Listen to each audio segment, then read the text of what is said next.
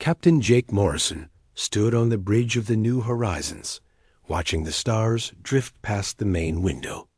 The ship moved through space like a silver needle, cutting through the darkness between worlds. Jake had been exploring space for 15 years, but he still loved the sight of distant suns and planets waiting to be discovered. "Captain, we're getting close to the Kepler 442 system," said Commander Rick Torres from his station. Rick was a big man with steady hands and sharp eyes. He kept the ship safe from dangers that lurked in the dark corners of space. "Good. Any signs of trouble?" Jake asked. "Nothing yet, sir. Just the usual empty space." Dr. Amy Watson looked up from her computer screen. She was the ship's scientist, always looking for new forms of life among the stars. "The fourth planet in this system looks interesting. It has water and might support life," Jake nodded. "Let's take a closer look. We might find something worth studying." The New Horizons changed course toward the fourth planet. It was a blue-green world covered in oceans and clouds. As they got closer, the ship's sensors began picking up strange readings. "Captain, I'm detecting metal debris in orbit around the planet," Rick reported. His voice sounded puzzled. "It looks like ship parts, but they're from different species." Amy's fingers flew across her keyboard. "I'm reading 3 distinct metal types. This is very unusual. The patterns suggest ships from the Zephyrians, Krillians, and Vorthik." Jake felt a chill run down his spine. Those 3 alien races had been fighting each other for over 200 years. They hated each other with a passion that burned across the galaxy. Finding their ships in the same area was like finding fire and ice sharing the same space. "Are you sure about those readings?" Jake asked. "Positive, Captain. The metal signatures are unmistakable." "But that's impossible," Rick said. "Those 3 species never worked together. They've been trying to kill each other since before humans left Earth." Jake stared at the planet below. Something was very wrong here. "Take us down for a closer look, but keep our shields up and weapons ready." The New Horizons descended through the planet's atmosphere. The ship's powerful lights cut through the darkness, revealing a scene that made everyone on the bridge gasp. Dots scattered across a wide valley were the broken remains of dozens of ships. Zephyrian vessels with their snake-like curves lay twisted next to the insect-shaped hulls of Krillian fighters. The crystal formations of Vorthik ships sparkled among the wreckage like broken jewels. "Look at the damage patterns," Amy said, her voice full of wonder. "These ships weren't fighting each other. They were fighting together." Jake studied the debris field. The ships had formed a circle like they were protecting something in the center. Rick scanned for survivors. "Already on it, Captain. I'm picking up one life sign, very faint. It's human." "Human?" Jake's heart jumped. "Are you sure?" "Positive. The signal is coming from that escape pod near the center of the debris field." Jake could see the small pod now, dented and scorched, but still in one piece. "Amy, prepare the medical bay. Rick, get a team ready for rescue." 20 minutes later, they carried a small figure into the ship's medical bay. It was a little girl, maybe 7 years old, with brown hair and pale skin. She was unconscious, but breathing. "Her name is Lucy Chun," Amy said, reading the information from the escape pod's computer. "She was aboard the civilian transport ship Meadowlark. Records show it was captured by Zephyrian raiders 3 weeks ago." Jake felt anger rise in his chest. The Zephyrians were known for taking prisoners, but they rarely kept them alive for long. What was she doing here? "That's what I'd like to know," Rick said. "And why did 3 enemy fleets die protecting her?" Amy ran her medical scanner over the sleeping girl. "She's healthy, just exhausted and scared. She should wake up soon." Jake looked at the peaceful face of the child. Lucy looked so small and innocent lying on the medical bed. It was hard to believe that alien warriors had died to keep her safe. "Captain," Rick said from the doorway, "I've been studying the debris patterns. Those ships took heavy damage, but they never broke formation. They fought until the last ship was destroyed." "Fought against what?" "Unknown. But whatever it was big and mean. The aliens threw everything they had at it." Amy checked her readings again. "There's something else. I'm detecting traces of unknown energy in the debris. It's unlike anything I've seen before." Jake felt pieces of a puzzle floating in his mind, but he couldn't make them fit together. 3 enemy species working together, a human child in the middle of it all, and some mysterious threat that had destroyed an entire fleet. "Keep monitoring the girl," Jake ordered. "And I want a full analysis of that debris field. Something happened here that changes everything we know about these alien races." As if responding to his voice, Lucy's eyes fluttered open. She looked around the medical bay with confusion and fear. "Where am I?" she whispered. "You're safe now," Amy said gently. "You're on a human ship. Can you tell us what happened?" Lucy's eyes filled with tears. "The snake people took me from my family. But then the bug people and the crystal people came too. They were all fighting, but then they stopped fighting each other and started fighting the shadow things." Jake exchanged glances with his officers.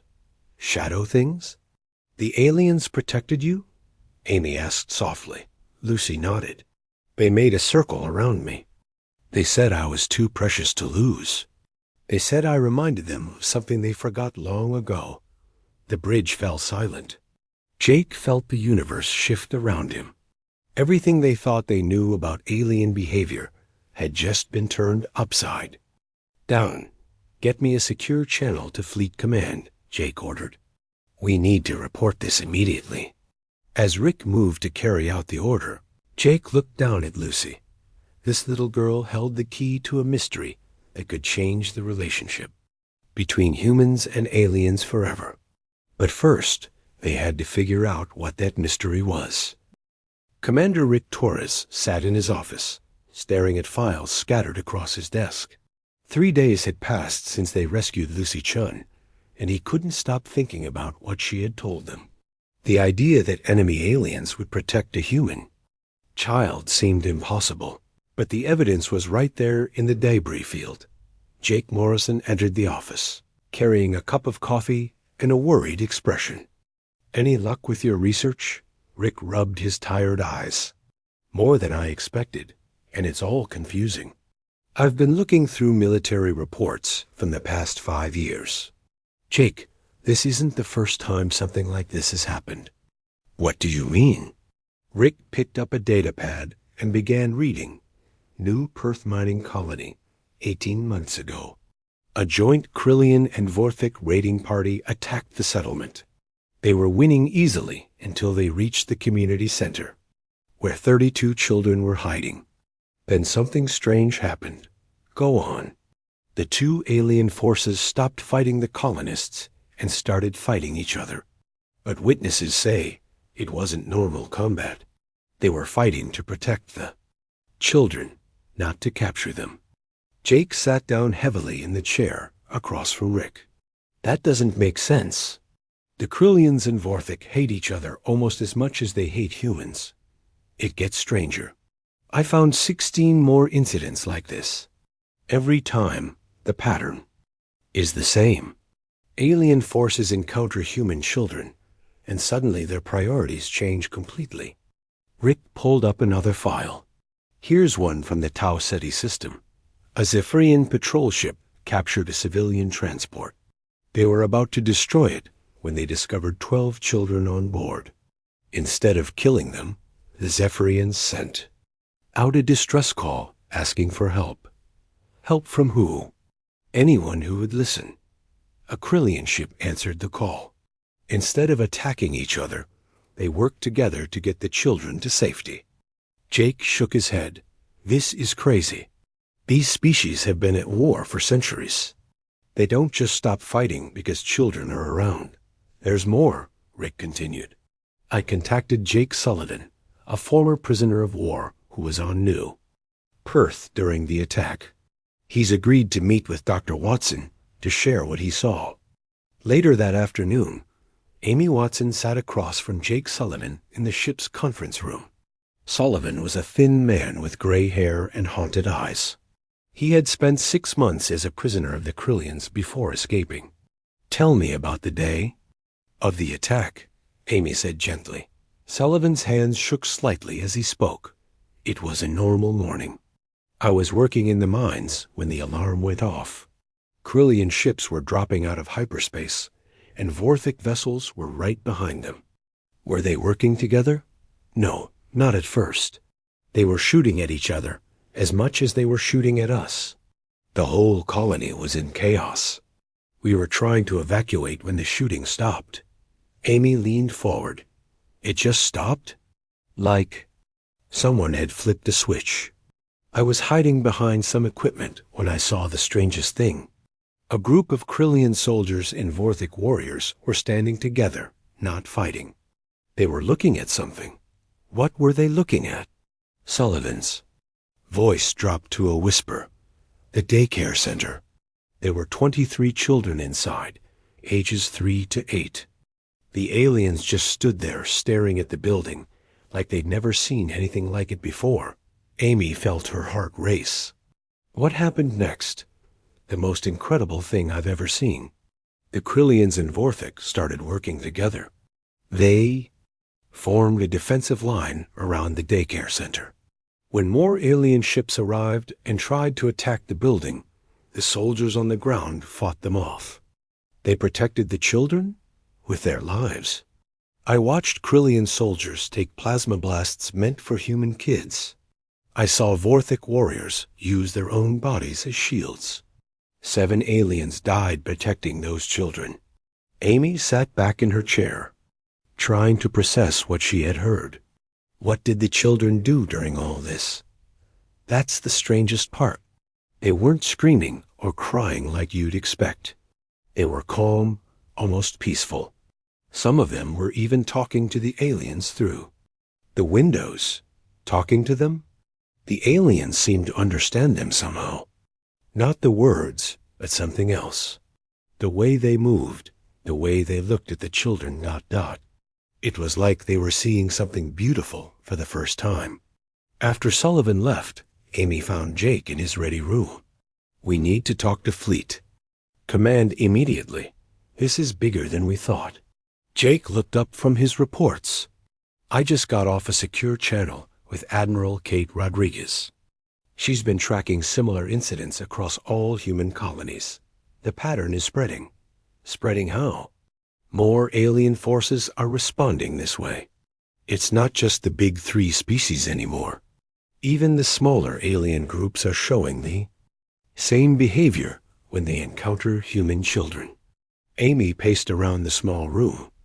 "There has to be a scientific explanation. Aliens don't just change their behavior for no reason. The Admiral is sending us new orders. We're to investigate every incident we can find and report back with our findings." Jake pulled up a star map on his computer. "She's also giving us access to classified intelligence. It turns out the military has been tracking this phenomenon for 2 years, but they kept it secret. Why? Because they were afraid it was some kind of trick, a new alien strategy to catch us off guard." Amy studied the map. Red dots marked locations where the incidents had occurred. They were scattered across human space, but there was a pattern to them. "Look at this," she said, pointing to the screen. "The incidents are getting more frequent and involving larger numbers of aliens each time." Jake nodded. "The Admiral thinks we're building towards something big. She wants us to be ready." "Ready for what?" "She doesn't know. But she's worried that whatever is causing this behavior might stop working. And when it does, we could be facing the largest alien alliance in galactic history." Amy felt a chill run down her spine. "Or we could be looking at the beginning of real peace. That's what we need to find out." Just then, Rick's voice came over the communication system. "Captain, We're receiving a priority message from the colony ship Columbia. They're reporting engine failure in the contested zone near Proxima Centauri. Jake and Amy exchanged worried glances. The contested zone was where all three major alien species had active patrol fleets. How many people are on the Columbia? Jake asked. 200 total, sir, including 43 children. Amy grabbed Jake's arm. We need to get there immediately. If those alien fleets detect a ship full of human children, they'll either destroy it or protect it, Jake finished. And we need to find out which one. The New Horizons changed course toward Proxima Centauri. As they traveled through hyperspace, Jake couldn't shake the feeling that they were heading toward the most important discovery in human history. In the medical bay, Lucy Chin was drawing pictures with colored pencils. Her drawings showed stick figures of humans and strange-looking aliens holding hands around a circle. At the center of the circle, she had drawn a heart. When Amy saw the picture, she asked, "What's this, Lucy?" "It's what the aliens showed me." "In my dreams," Lucy said with a smile. "They said they remembered how to love because of me." Amy stared at the drawing, wondering if a 7-year-old girl had just explained the greatest mystery in the galaxy. Dr. Amy Watson stood in the observation deck of Harmony Hub, watching ships from dozens of different species dock at the massive space station. The station was built in neutral space, where all races could meet and trade without fear of attack. It was the closest thing to peace the galaxy had ever known. "Dr. Watson?" A woman's voice called from behind her. Amy turned to see Ambassador Elena Vasquez approaching. Elena was a small woman with kind eyes and gray hair, but Amy knew she was one of the toughest negotiators in human space. "Ambassador, thank you for meeting with me," Amy said. "Please, call me Elena. I understand you're investigating some unusual alien behavior." They sat down at a quiet table in the station's main plaza. Around them, beings from across the galaxy conducted business in dozens of different languages. "I need to know about your interactions with the Zephyrians, Krillians, and Vorthik," Amy said. "Specifically, have you ever noticed them acting differently around human children?" Elena's expression grew thoughtful. "That's an interesting question. I've been working here for 8 years, and I've seen some things that didn't make sense. At the time." "What kind of things?" "Well, there was an incident 2 years ago. A Zephyrian trade delegation was here for negotiations. They were their usual arrogant selves, demanding better terms and threatening to leave if they didn't get what they wanted." Amy leaned forward. "What changed?" A human family was touring the station. They had 3 young children with them, maybe, ages 5 to 10. The youngest girl wandered away from her parents and somehow ended up in the meeting room where the Zephyrians were negotiating. "What happened?" Elena smiled at the memory. The Zephyrians went completely silent. These beings who had been shouting and hissing at each other just stopped talking. They all stared at this little girl like she was made of light. Did they hurt her? That's just it. They didn't. The lead negotiator, a fierce warrior named Sektar, got down on his knees to talk to her. He spoke to her in perfect human language, asking if she was lost and if she needed help. Amy felt her heart race. That's not normal Zephyrian behavior. Not at all. Sektar spent the next hour helping the child find her parents. When the negotiations resumed, the Zephyrians agreed to every human demand without argument. Amy made notes on her datapad. "Have you seen similar behavior from the other species?" "Several times. The Krillians become very protective around human children. I've seen Krillian soldiers step aside to let human families pass first. And the Vorthik, well, that's the strangest of all." "How so?" Elena pointed to a group of crystal beings near the far end of the plaza.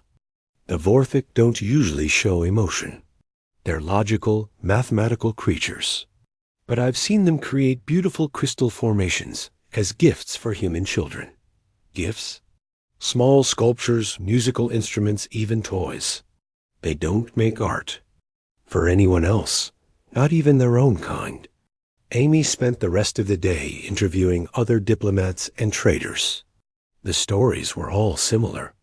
Alien beings who were normally hostile or indifferent to humans became gentle and protective around children. The next morning, Amy met with Dr. Ben Parker, a scientist who studied alien psychology. His office was filled with brain scans and behavioral charts from dozens of different species.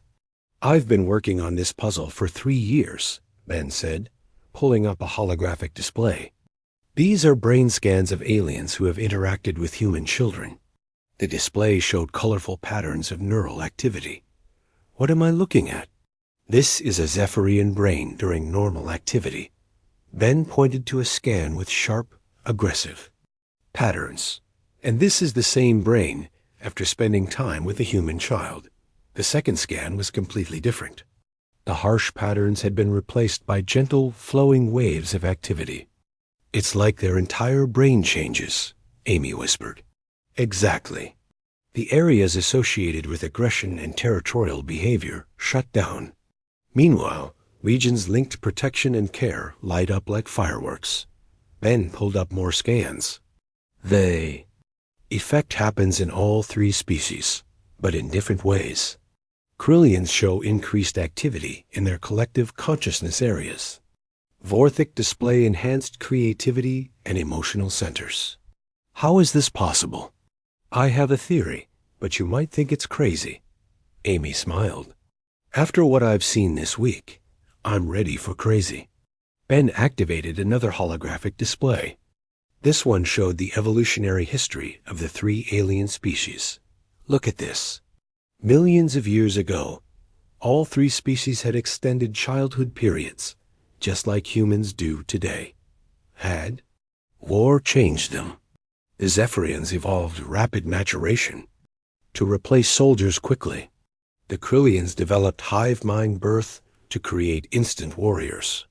The Vorthic began growing through crystal absorption to skip childhood entirely." Amy studied the evolutionary charts. "So they evolved away from childhood? But the genetic memory is still there, buried deep in their DNA. Human children might be triggering those ancient protective instincts."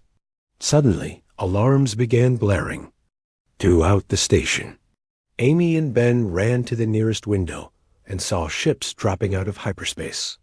3 different fleets were arriving at the same time. "That's impossible," Ben said. "Zephyrians, Krillians, and Vorthic don't come to neutral space together." Amy grabbed her communicator.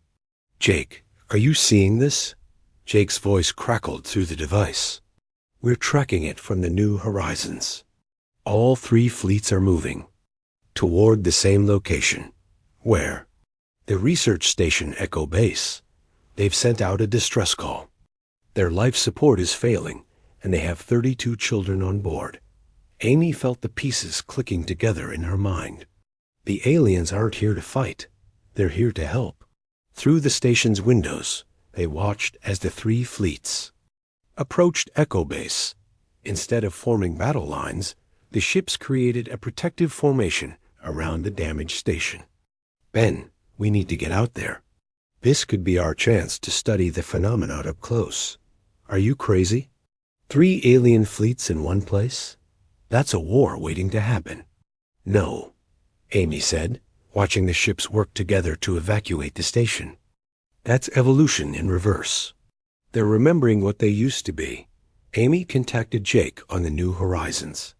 "We need to go to Echo Base immediately. This is our chance to understand what's really happening." "It's too dangerous, Amy. Those fleets could start shooting at any moment." "They won't. Not with children involved.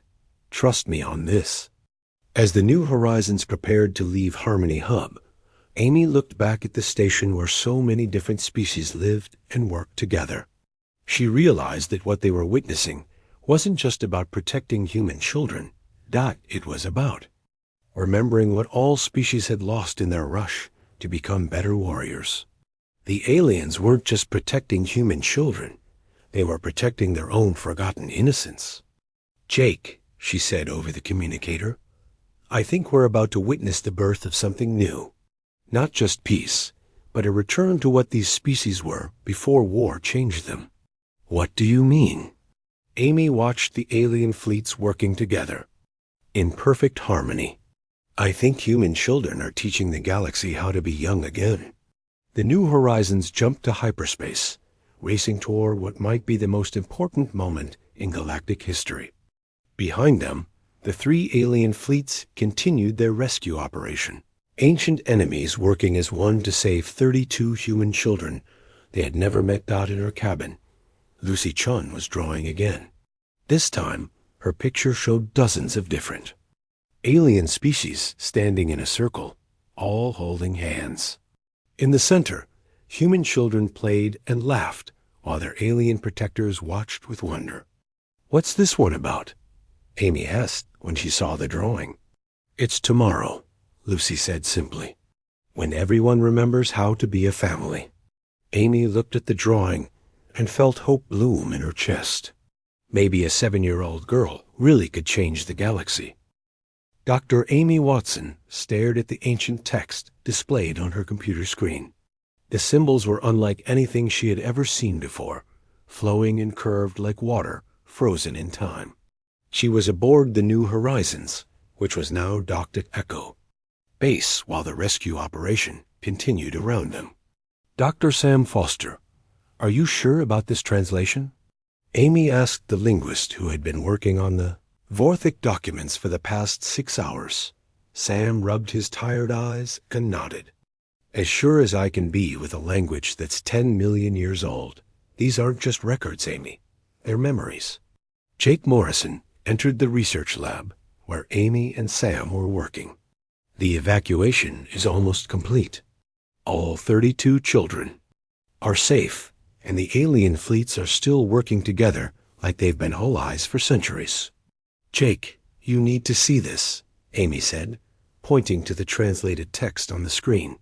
"Sam has discovered something incredible in the Vorthic archives." Jake pulled up a chair and sat down between them. "What kind of something?" Sam activated a holographic display showing the ancient text alongside its translation. "This is from the earliest Vorthic historical records. It describes what they call the time of soft voices." "Soft voices?" "That's what they called childhood. Before they evolved into crystal beings, the Vorthic had a period of growth that lasted almost 50 years. They were small, curious creatures who learned by playing and exploring." Amy pulled up another section of the text. "Look at this part. It describes their emotions during that time. They felt wonder, joy, and something they called heart warmth when they were around other young beings." Jake studied the translation. "What happened to change them?" "War," Sam said simply. "The same thing that changed all 3 species. The Zephyrians, Krillians, and Vorthic were once very different from what they are today." Amy activated another display showing evolutionary charts. According to these records, the Zephyrians used to have a childhood period lasting 30 years. Young Zephyrians were playful social creatures who learned through games and storytelling. "And the Krillians?" Jake asked. Even more dramatic. Krillian children were individuals, not part of the hive mind. They had their own thoughts, dreams, and personalities. They didn't connect to the collective consciousness until they were adults. Jake felt a chill run down his spine. So all 3 species gave up their childhoods to become better warriors? "Not gave up," Sam corrected. "They buried them so deep in their genetic memory that they forgot they ever existed. Until now." Amy stood up and began pacing around the lab. "Don't you see what this means? When these aliens encounter human children, they're not just seeing our kids. They're remembering their own lost youth."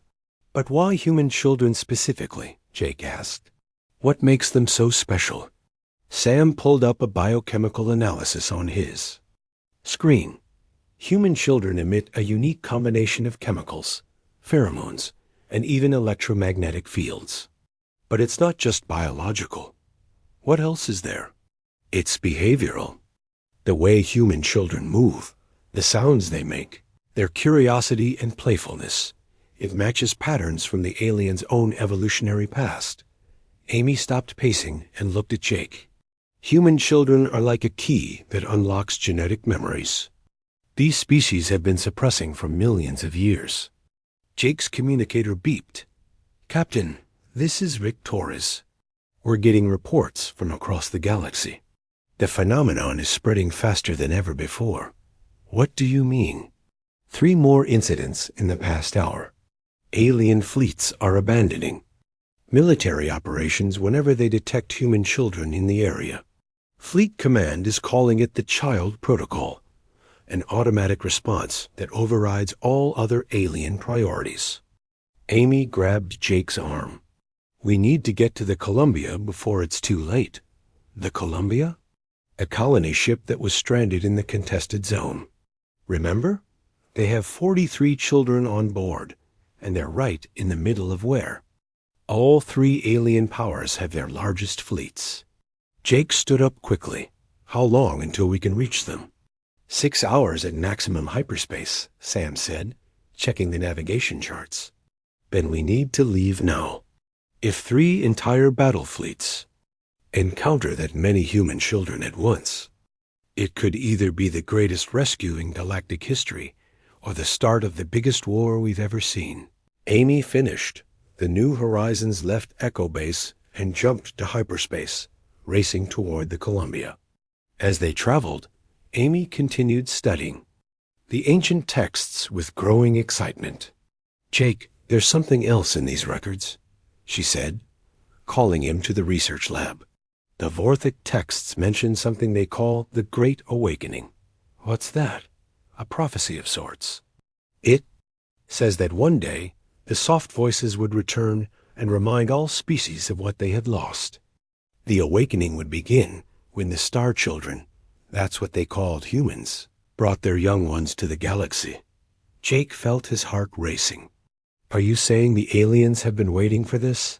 Not consciously, but deep in their genetic memory, they've been carrying the hope that someday they could remember how to be young again. Amy pulled up another section of the text. Listen to this. When the Star Children bring their soft voices to the dark spaces, the 3 peoples will remember the time before war. They will lay down their weapons and protect what is precious. That's exactly what's happening. But there's more. The prophecy says that the Great Awakening will only succeed if the 3 peoples can overcome their hatred and work together. If they fail, the dark spaces will consume everything. Jake studied the ancient text. Dark spaces? I think. It refers to the emptiness that war creates, the loss of innocence and wonder that comes from fighting for so long. Suddenly, the ship's alarms began blaring. Rick's voice came over the communication system. Captain, we're dropping out of hyperspace. The Columbia is directly ahead, and so are the largest alien fleets in galactic history. Jake and Amy rushed to the bridge. Through the main view screen, they could see the Columbia floating helplessly in space, its engines dark and its hull damaged. Around it, 3 massive fleets were converging. How many ships? Jake asked. Over 300 Zephyrian vessels, 400 Krillian ships, and at least 200 Vorthic cruisers, Rick reported. It's the largest concentration of alien military power ever assembled. Amy watched as the fleets approached the helpless colony ship. They're not forming attack patterns. Look at how they're positioning themselves. Jake studied the tactical display. They're creating a protective formation around the Columbia, just like the prophecy said they would. The bridge crew watched in amazement as ships that had been built to destroy each other began working together. Zephyrian rescue vessels docked with the Columbia, while Krillian fighters provided protection. Vorthic ships used their crystal technology to repair the colony ship's damaged systems. Captain, the communications officer called out, "We're receiving a message from the Columbia." Put it through. The voice of Captain Lisa Parker came through the speakers. "This is the Columbia. We're amazed to report that we're being rescued by ships from all 3 alien species. They're working together like they've been allies for years." Amy smiled as she watched the rescue operation unfold. "The Great Awakening has begun, but will it last?" Jake asked. "What happens when the immediate crisis is over?" "That depends on whether the 3 species can remember that they have more in common than they thought." As they watched, alien soldiers from different species worked side by side to evacuate the Columbia's passengers. When the first group of human children appeared on the rescue ships, the alien crew members stopped what they were doing and stared in wonder. "Look at their faces," Amy whispered. "They're remembering what it felt like to be young." Jake nodded. "The question is, what do we do with this knowledge?" "We help them remember permanently," Amy said. "We show them that the Great Awakening doesn't have to end when the crisis is over." The New Horizons moved closer to the rescue operation, ready to witness the most important moment in galactic history. Around them, ancient enemies worked together to save the most precious thing in the universe, the laughter of children and the hope they represented. Admiral Kate Rodriguez stood on the bridge of her flagship, the Unity, watching the most incredible sight in galactic history. 3 massive alien fleets floated in perfect formation around the rescued colony ship Columbia, their weapons powered down and their shields lowered in a gesture of trust. "Admiral," Captain Jake Morrison's voice came through the communication system. "The New Horizons is ready to serve as the meeting location." "Understood, Captain. We'll be there in 10 minutes." Kate had been a military commander for 30 years, but she had never seen anything like this. Enemy fleets that should have been destroying each other were instead working together to save human children. The rescue operation had taken 6 hours, and not a single shot had been fired. "Admiral," her communications officer called out, "we're receiving messages from the alien fleet commanders. They're all requesting permission to come aboard the New Horizons." Kate felt her heart skip a beat. "All 3 of them?" "Yes, ma'am." Admiral Kethver of the Zephyrian Fleet, Hive Queen Zixthara of the Krillian Forces, and Crystal Singer Morthien of the Vorthic ships. "Have they ever been in the same room together?" "Not in recorded history, Admiral." Kate took a deep breath. "Tell them we accept their request. And make sure Dr. Watson and her team are ready." An hour later, the most important meeting in galactic history was about to begin. The conference room aboard the New Horizons had been modified to accommodate the 3 very different alien species. The air was filled with tension and possibility. Admiral Kethfor was the first to arrive. The Zephyrian was tall and reptilian, with scales that shifted color based on his emotions. His usual aggressive red coloring was replaced by calmer blues and greens. Hive Queen Zixthara entered next. The Krillian leader was insectoid, with multiple arms and large compound eyes. Normally, she would have been surrounded by her warrior drones, but today she came alone. Crystal Singer Morthien was the last to arrive. The Vorthic was a being made of living crystal, whose body chimed softly with each step. Normally, the sound was harsh and threatening, but today it was gentle, almost musical. The 3 alien leaders stood at opposite sides of the conference table, centuries of hatred keeping them apart. None of them had spoken yet, but their presence. In the same room was already historic. Jake Morrison stood at the head of the table with Dr. Amy Watson beside him.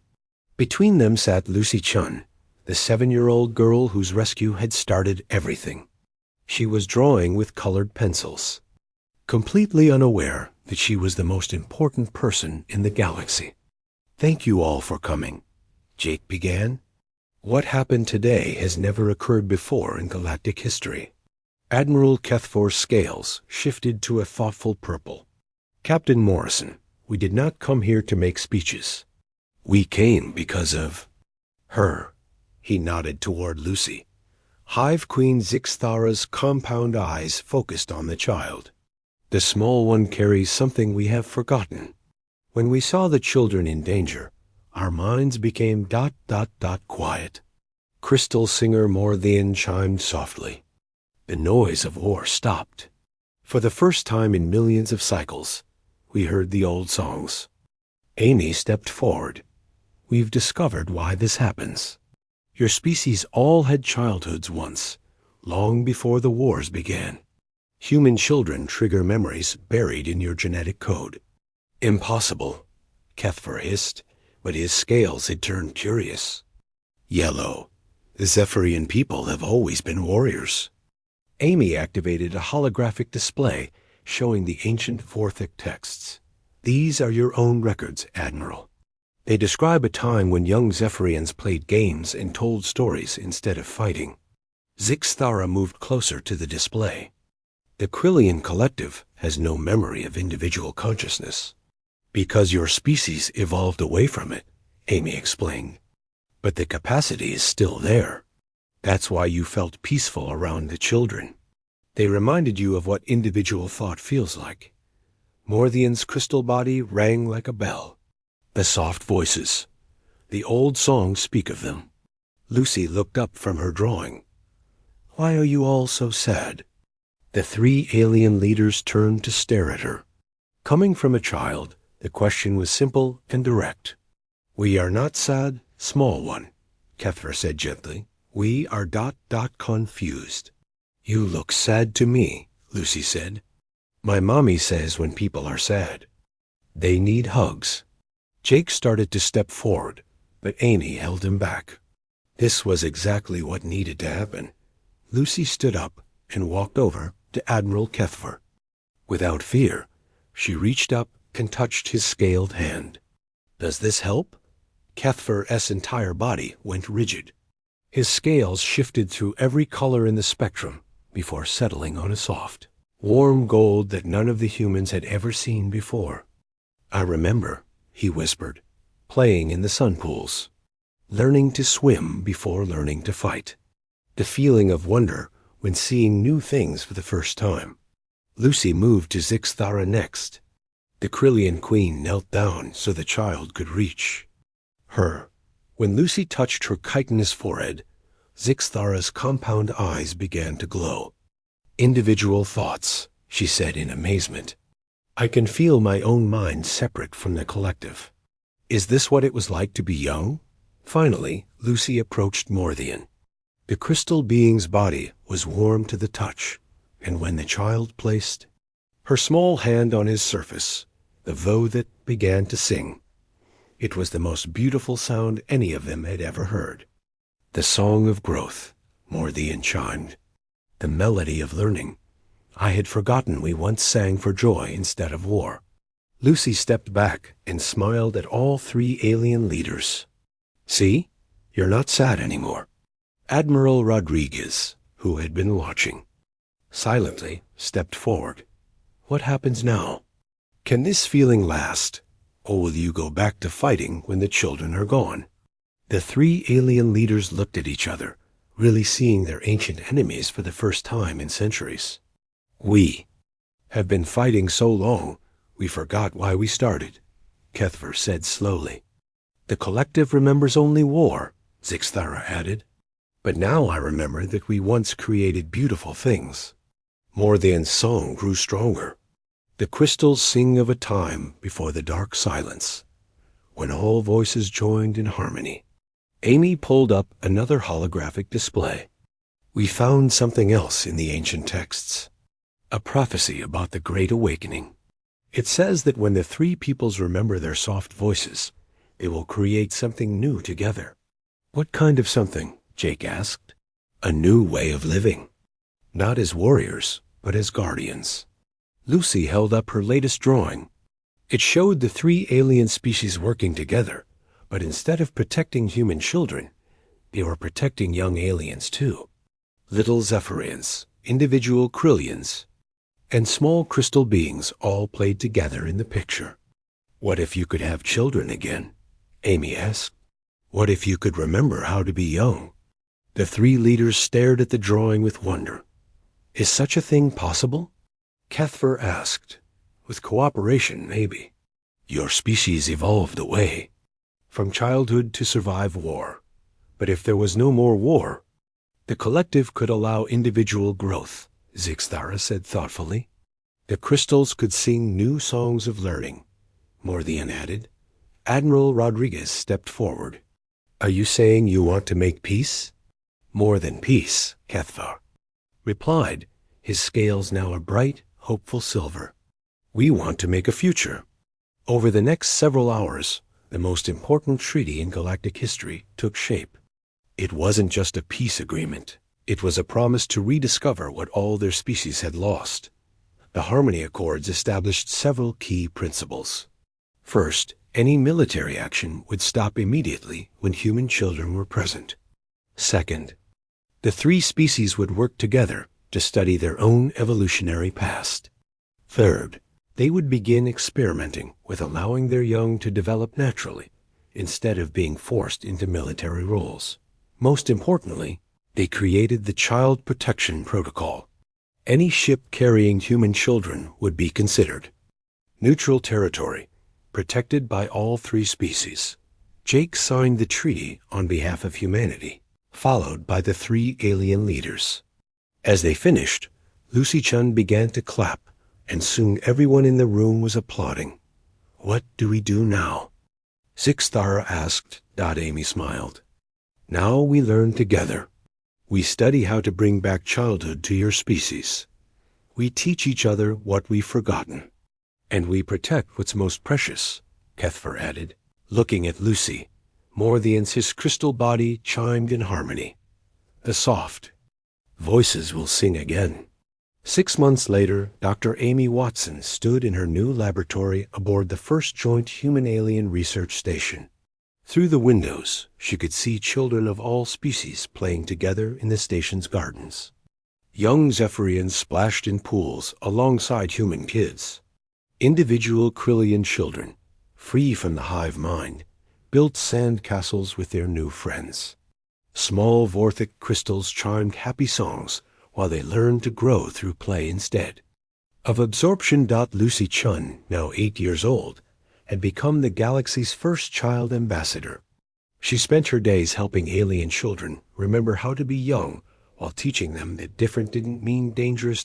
Jake Morrison, now promoted to admiral, commanded the joint fleet that protected colony ships and refugee vessels across the galaxy. The sight of former enemies working together had become so common that young people couldn't imagine a time when the species had been at war. The greatest discovery wasn't technological or military. It was emotional. The galaxy had learned that growing up didn't have to mean growing hard. That strength could come from protecting innocence instead of destroying.